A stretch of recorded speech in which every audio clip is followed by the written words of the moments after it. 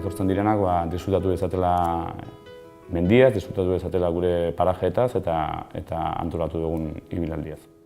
Gu sortu ginen enborberetik sortuko dira besteak, ez? Adieraziz ez dela atzoko froga bat, baizik eta 1925 urtetik datorren froga bat dela, ez?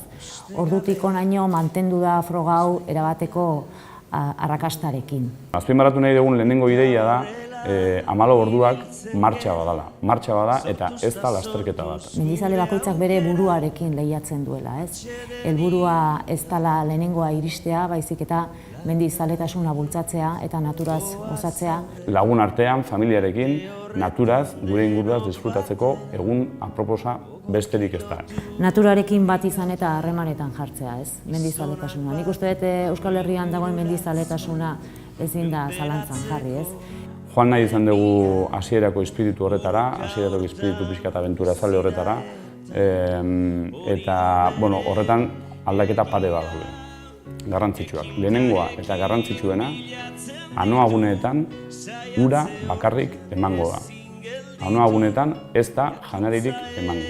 Hortaz, pertsona bakoitzak eraman behar du bere motxilan egun horretarako behar duen guztia. 14 ordu behar dira hau egiteko modu normal batean, eta 14 ordu asko da edozein gauza egiteko. Eta horregatik bi aukera eskaintzen ditugu. Betikoa, Amezketatik Tolosaraino karreteraz joatea, edo bestea, Amezketara jaitsi aurretik, minak baino lehenago, Balerdi mendiari buelta emanez, Zarateko koiadutik barrena, Ainiko mendietatik barrena, Tolosaraino mendiz etortzeko aukera. Bigarren aukera hau, mendiz etortzeko hau, 3 kilometro gehiago dira eta kalkulatzen dugu ordu bat inguru gehiago izango dela. Bultzatu nahi balin badugu mendizaletasun autosufiziente hori, mendira joaten gerenean inorrek ez ditu paperak lurrera botatzen, zakarrak lurrera botatzen, mendizaleak balin badera mendia maite dugulako da.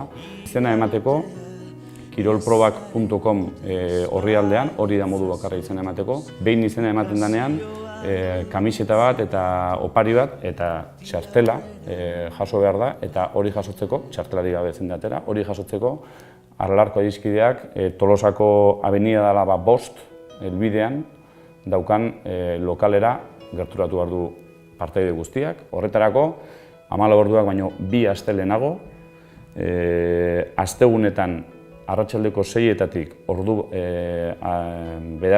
gaueko 9-etara, eta larunbatetan 10-etatik ordu batetara eta 4-etatik 7-etara. Eta besterik ez, momentuz esan 1.200 pertsona inguru apuntatuta dauzkagula, topea 3.400 jartzen dugula, eta gonbidatu jendeari apuntatzea, eta atera barutenak lehen izena emateaz litekena da, azkenean lekurik gabe gelditzea.